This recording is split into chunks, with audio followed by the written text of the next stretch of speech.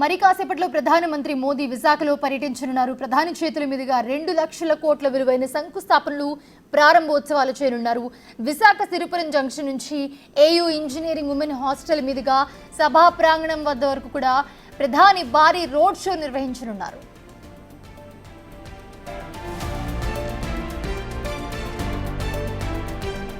అభివృద్ధిలో ఆంధ్రప్రదేశ్ను మరో ఎత్తుకు చేర్చుతూ కీలకమైన ప్రాజెక్టులకు శ్రీకారం చుట్టనున్నారు. అనకాపల్లి జిల్లా పూడిమడకలో ఏర్పాటు చేసే గ్రీన్ హైడ్రోజన్ ప్రాజెక్ట్ హబ్ విలువే 1.85 లక్షల కోట్లు. రహదారులు, రైల్వే పనుల అంచనా 19.5 వేల కోట్లు. అయితే వీటితో పాటు మరో 10కి పైగా ప్రాజెక్టులకు ప్రధాని శంకుస్థాపన చేయనున్నారు. అలాగే కొత్తగా నిర్మించిన విస్తరించిన 6 రహదారులు, రైల్వే లైన్లు జాతికి అంకితం చేయనున్నారు.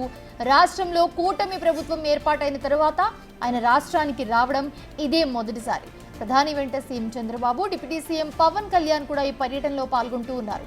పూడిమడకలో 1200 ఎకరాల్లో ఎన్టీపీసీ గ్రీన్ హైడ్రోజన్ హబ్ ఏర్పాటు చేస్తారు. అలాగే 1,85 కోట్ల భారీ పెట్టుబడులతో చేపట్టే ఈ ప్రాజెక్ట్ 25,000 మంది దీని ద్వారా ఉపాధి లభించనుంది వీళ్ళందరికీ కూడా.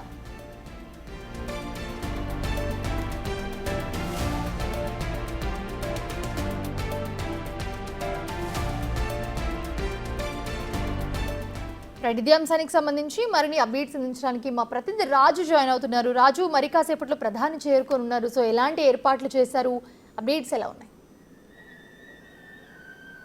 మరొక 10 నిమిషాల్లో ప్రధాని నరేంద్ర మోదీ ఐఎన్ఎస్ డ్యాగాకు అయితే చేరుకునే అవకాశం అయితే ఉంది.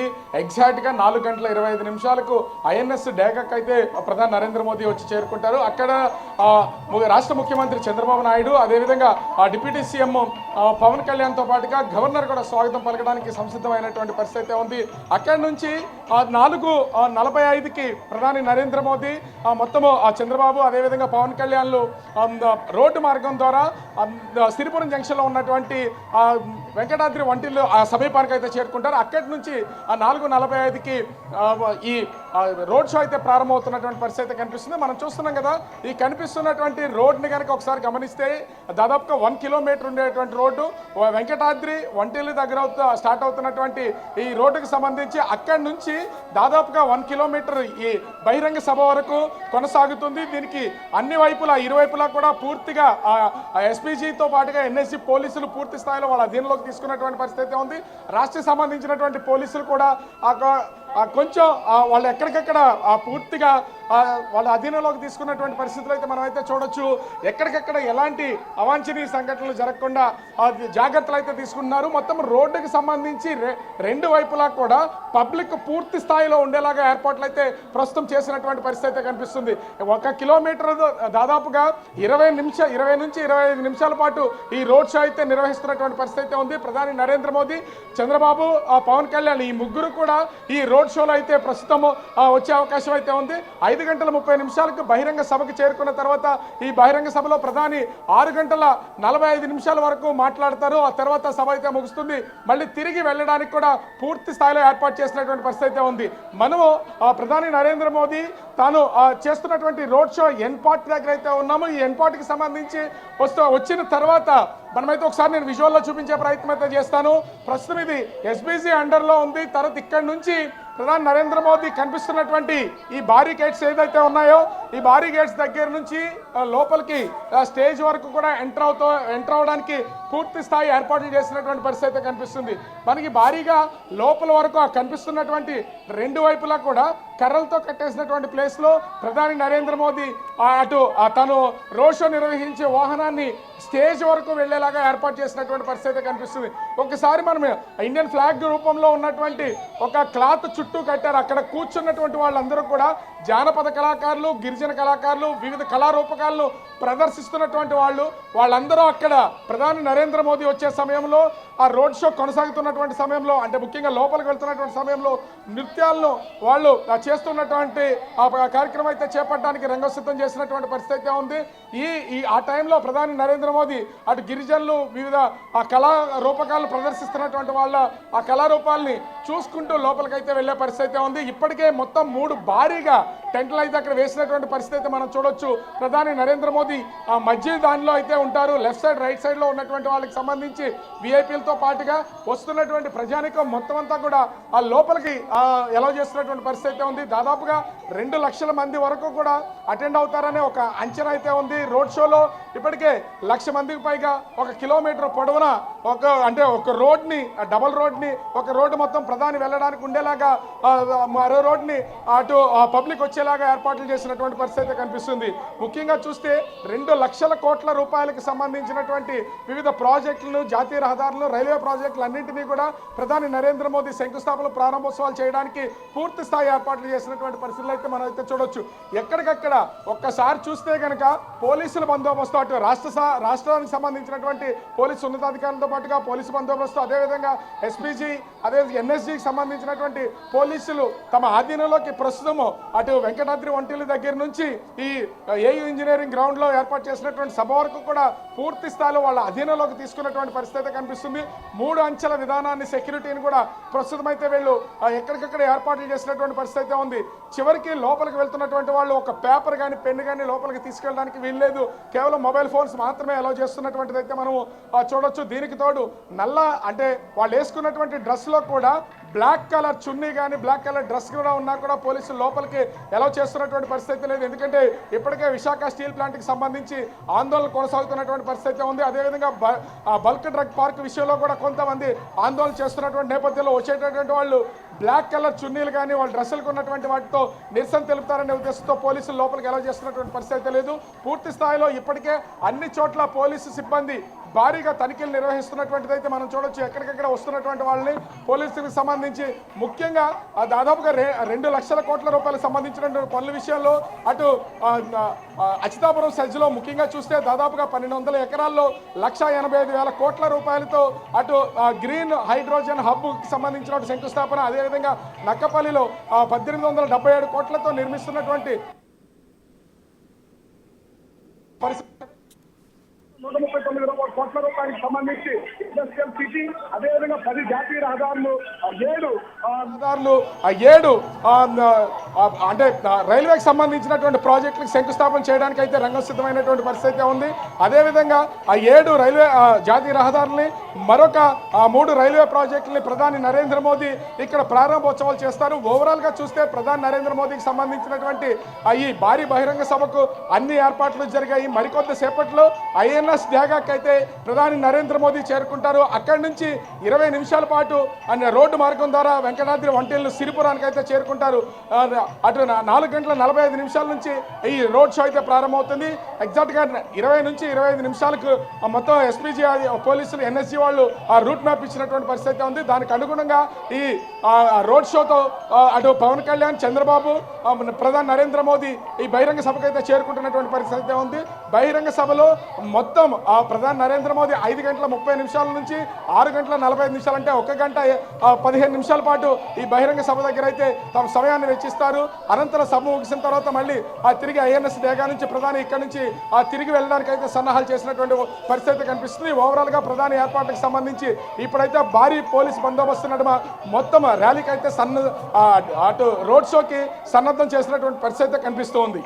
రాజు, అసలు ఏర్పాట్లు చూస్తుంటే చాలా పగడ్బందీగా చేసినట్లే కనిపిస్తుంది విజువల్స్లో చూస్తున్నా కూడా. సో ఎంతమంది వరకు ఎక్స్పెక్ట్ చేయొచ్చు జనాభాని? అండ్ వన్ మోర్ థింగ్ ఏంటంటే ఎవరెవరు హాజరు కాబోతున్నారు దీనికి?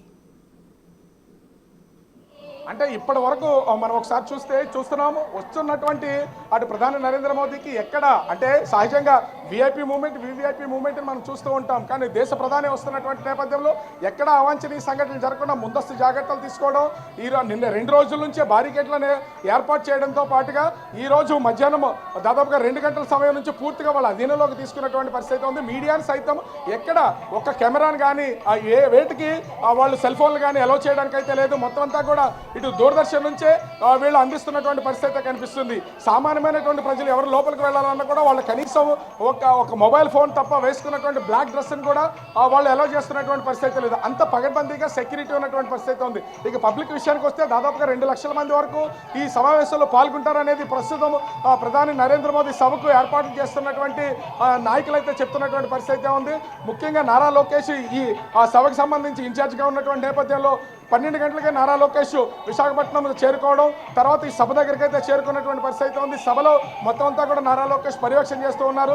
అదేవిధంగా విశాఖ వెస్ట్ ఎమ్మెల్యే గణబాబు మొత్తం రోడ్ షోకి సంబంధించి ఇన్ఛార్జ్గా ఉన్నటువంటి నేపథ్యంలో ఎక్కడా కూడా చిన్న పొరపాటు జరగకుండా భారీ బిల్డింగ్స్లో సైతం ఎవరు రాకుండా ఉండేలాగా, ఎవరు అటు ఇటు తిరగకుండా పక్కా ప్రణాళికతో ఆ రోడ్ షో కూడా ఏర్పాటు చేసినటువంటి పరిస్థితి ఉంది. ఇప్పటికే మొత్తం ఏర్పాటు చేసినటువంటి 3 భారీ ఈ సభా వేదికలకు సంబంధించి అన్నీ కూడా వచ్చినటువంటి పబ్లిక్, ఎందుకంటే ఒక రాజకీయ పార్టీకి సంబంధించినటువంటి వాళ్ళు కాదు, అటు జనసేన పార్టీ, టీడీపీ పార్టీ, ముఖ్యంగా అటు బీజేపీ 3 పార్టీలకు సంబంధించినటువంటి కూటమి కార్యకర్తలు, పార్టీ నాయకులు అందరూ వచ్చినటువంటి పరిస్థితి ఉంది. సభా వేదిక మీద కూడా మొత్తం 14 మంది కూర్చోవడానికి అవకాశం ఉన్నట్లుగా తెలుస్తుంది. ప్రధాని నరేంద్ర మోదీ, చంద్రబాబు, అదేవిధంగా నారా లోకేష్, పవన్ కళ్యాణ్, గవర్నర్ వీళ్ళతో పాటుగా అటు యలమంచిలి నియోజకవర్గానికి సంబంధించినటువంటి ఎమ్మెల్యే, అదే ఎందుకంటే ఆ నియోజకవర్గం పరిధిలోనే దాదాపుగా 1,85,000 కోట్ల రూపాయలకు సంబంధించినటువంటి ఈ ఫ్యాక్టరీకి సంబంధించి గ్రీన్ హబ్, ముఖ్యంగా గ్రీన్ హైడ్రోజన్కి సంబంధించి శంకుస్థాపన జరుగుతున్నటువంటి నేపథ్యంలో అటు యలమంచిలి నియోజకవర్గం ఎమ్మెల్యేకు, అదేవిధంగా 3-4 మంత్రులకు, తర్వాత గ్రీన్ హైడ్రోజన్ హబ్కు సంబంధించినటువంటి 2 ప్రతినిధులకు, ఆ తర్వాత బల్క్ డ్రగ్ పార్క్ సంబంధించి శంకుస్థాపనలో పాల్గొంటున్నటువంటి మరొక 2 ప్రతినిధులకు మాత్రమే టోటల్గా 14 మందిని స్టేజ్ మీద కూర్చునడానికి ఆ స్టేజ్ అయితే ఏర్పాటు చేసినటువంటి పరిస్థితి కనిపిస్తుంది.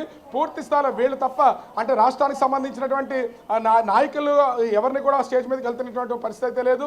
అంటే పార్టీల పరంగా చూస్తే అటు జనసేన పార్టీ నుంచి పవన్ కళ్యాణ్ డిప్యూటీ సీఎం హోదాలో హాజరవుతున్నారు. అదేవిధంగా పురంధరేశ్వరి అనకాపల్లి నియోజకవర్గానికి సంబంధించి అటు సీఎం రమేష్ వీళ్ళకి కూడా అవకాశం కల్పించినటువంటి పరిస్థితి ఉంది. వీళ్ళందరితో 14 మందితో స్టేజ్ అయితే ప్రధాని నరేంద్ర మోదీ ఆశీర్లు కానున్నటువంటి పరిస్థితి ఉంది. ఓవరాల్గా చూస్తే మరికొద్ది నిమిషాల్లోనే ప్రధాని నరేంద్ర మోదీ ఐఎన్ఎస్ డేగాకు వస్తున్నటువంటి నేపథ్యంలో అటు సభా ప్రాంగణం దగ్గర, అదేవిధంగా ఆ రూట్ మ్యాప్ రోడ్డుకి సంబంధించినటువంటి ప్లేసెస్లోనూ, ముఖ్యంగా ఆ రోడ్ షో నిర్వహిస్తున్నటువంటి చోట్ల కూడా పోలీసులు పూర్తి స్థాయిలో అలర్ట్ అయినటువంటి పరిస్థితి కనిపిస్తుంది. మరికొద్ది క్షణాల్లోనే ఈ రోడ్ షో స్టార్ట్ అయ్యే అవకాశాలు అయితే కనిపిస్తున్నాయి. ఇప్పటికే పోలీసులు హడావుడి అయితే కనిపిస్తుంది. వస్తున్నటువంటి పబ్లిక్ అందరూ కూడా సభా ప్రాంగణాలకు కాకుండా రోడ్ షో ఎక్కడి నుంచి ఎక్కడి వరకు ప్లాన్ చేశారు రాజు? మనకు కనిపిస్తున్నటువంటిదే రోడ్ షోకి సంబంధించినటువంటి ఆ ప్లేస్. ఇది వెంకటాద్రి వంటిల్లు, అది ఏయూ సంబంధించినటువంటి ప్లేస్ సిరిపురం జంక్షన్ దగ్గర నుంచి ఈ ఏయూ ఇంజనీరింగ్ కాలేజ్కి వరకు వచ్చే ఈ రోడ్ షో అయితే వస్తుంది. మొత్తం 1 కిలోమీటర్ పొడవున ఈ రోడ్ షో అయితే కొనసాగుతుంది. ఇక్కడికి సభా ప్రాంగణానికి చేరుకున్న తర్వాత లోపలికి ఈ గ్రౌండ్ లోపల నుంచి వెళ్ళడానికి, సభా ప్రాంగణానికి వెళ్ళడానికి దాదాపుగా 300 మీటర్లు, మొత్తం 1300 మీటర్ల వరకు కూడా ఈ రోడ్ షోకి అయితే ఏర్పాటు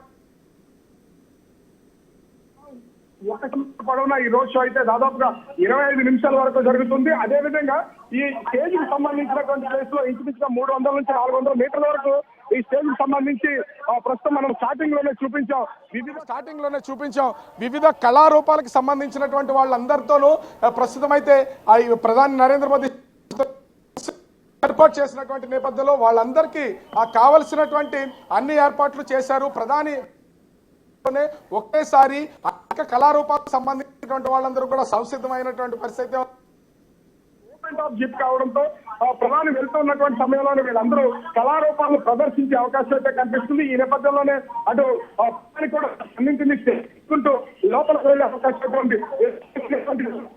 ఎందుకంటే 4:45 నిమిషాల నుంచి 5:30 వరకు ఈ రోడ్ షోతో పాటుగా కళా సభా వేదిక వరకు కూడా చేరుకోవడానికి స్పెసిఫిక్ టైం అయితే ఇచ్చారు. ఆ టైంలోనే రోడ్ షో ముగుస్తుంది. రోడ్ షో ముగిసిన తర్వాత లోపలికి వెళ్ళడానికి ఇక్కడ ఉన్నటువంటి కొన్ని కళారూపాలను కూడా చూపించడానికి అయితే అవకాశం కల్పిస్తున్నటువంటి పరిస్థితి ఉంది. చూస్తున్నాం ఇంకా కనిపిస్తుంది. అనేక ప్రాంతాల నుంచి దాదాపుగా ఏపీఎస్ఆర్టీసీ దాదాపు 1800 బస్సులను అయితే ఏర్పాటు చేసినటువంటి పరిస్థితి ఉంది. 1800 బస్సులను కూడా సహజంగా ఏదైనా సీఎం మీటింగ్ కానీ పీఎం మీటింగ్లు కానీ జరిగితే సభా వేదికకు ఇంచుమించుగా కిలోమీటర్ నుంచి 2 కిలోమీటర్ల దూరంలో జరుగుతున్నటువంటి సభకు సంబంధించి కేవలం సభా వేదిక నుంచి ఒక దూరం ఉంది. ఇదే గ్రౌండ్ ఎక్కువగా ఆ ఖాళీ ప్లేస్ ఉన్నటువంటి నేపథ్యంలో ఆ ఖాళీ ప్లేస్ కి సంబంధించి బస్సులు కూడా నేరుగా ఇక్కడికి వచ్చినవి. అవి మొత్తం సభా వేదిక వచ్చేటటువంటి వాళ్ళు వెళ్ళి లోపలికి వెళ్ళి ఆ సభా వేదిక 3 స్టేజ్ల్లోనూ కూర్చోవచ్చు. మిగిలినటువంటి వాళ్ళు ఎవరున్నా కూడా ఇక్కడ భారీగా టెంట్ ఏర్పాటు చేసినటువంటి నేపథ్యంలో వాళ్ళందరూ కూడా అక్కడికి చేరుకోవడానికి అయితే అవకాశం ఉంది. వస్తున్నటువంటి వాళ్ళకి సంబంధించి నాయకుల విషయంలో కూడా కొంత అనేక మంది అన్ని పార్టీలకు సంబంధించి, ఎందుకంటే అటు ఉమ్మడి విశాఖ జిల్లాకు సంబంధించి దాదాపుగా 600 బస్సులను అయితే ఏర్పాటు చేసినటువంటి పరిస్థితి ఉంది.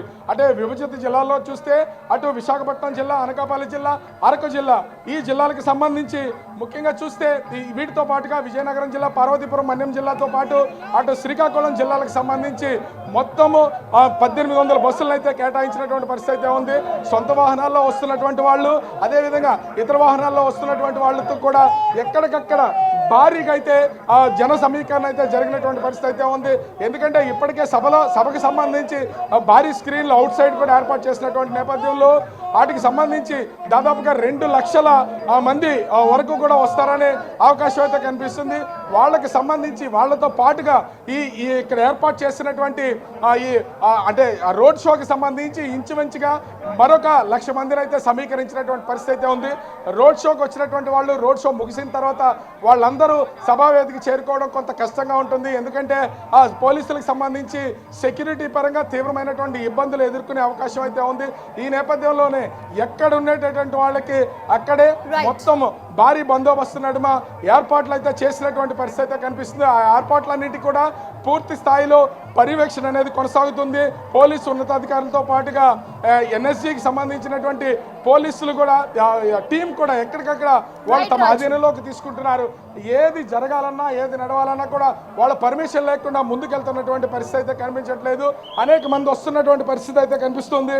చాలా మంది వస్తున్నటువంటి అనేక ప్రాంతాల నుంచి వస్తున్నటువంటి కార్యకర్తలు కూడా ఉన్నటువంటిది అయితే ఉంది. సో ఏంటి మొత్తం ఇంత భారీగా జరుగుతున్నటువంటి నేపథ్యంలో ఎక్కడెక్కడి నుంచి వచ్చారు ఏంటి? మేము శ్రీకాకుళం హెచ్ఆర్ల నియోజకవర్గం నుండి మేము తెలుగుదేశం పార్టీ నుండి, జనసేన, బీజేపీ నుండి కూడా భారీ ఎత్తున గ్రామానికి ఇంచుమించుగా ఒక 200 మంది వరకు తరలించడం జరిగింది. అక్కడ బీజేపీ ఎమ్మెల్యే అన్నయ్య గారు అనే నడుకుడు తీసుకురావు గారు ఉన్నారు. చాలా సౌకర్యాలు ఏర్పాటు చేసి ప్రతి ఒక్కరికి ఊరికి బస్సు పంపించి, కార్యకర్తలు పంపించి, ఎంప్లాయీస్ని పంపించి ఈ సభకి మనకి రాష్ట్రానికి ఒక దిశ మోడీ గారు కాబట్టి ఆయన ఘనస్వాగతం పలకాల. చంద్రబాబు నాయుడు గారు, పవన్ కళ్యాణ్ గారు పట్టుబట్టి రాష్ట్రాన్ని దిశ మార్చాలి. మనకి తదాస్తనే దేవుడు పోయడానికి ఒక ఉన్నతమైన వ్యక్తి మోడీ గారు మన ఆంధ్రప్రదేశ్ స్థాపనం చేయడానికి 10 సంవత్సరాల్లో ఇది ఒక స్వర్ణ ఆంధ్రప్రదేశ్ చేయాలనే సంకల్పంతో ఆయన కంకణం కట్టుకున్నారు. కాబట్టి ఓవరాల్ గా చూస్తే మొత్తం వస్తున్నటువంటి వాళ్ళు అనేక ప్రాంతాల రాష్ట్రానికి సంబంధించి అటు ఉత్తరాంధ్రలో ఉన్నటువంటి అన్ని ప్రాంతాల నుంచి అయితే అటు పార్టీలకు సంబంధించినటువంటి కార్యకర్తలు, నాయకులు వస్తున్నటువంటి పరిస్థితి ఉంది. ఆంధ్రప్రదేశ్ అన్ని మూలాల నుంచి కూడా సొంత వాహనాల్లో ప్రస్తుతం అయితే నాయకులు తరలి వస్తున్నటువంటి పరిస్థితి కనిపిస్తూ ఉంది. Right, thanks for the updates Raju.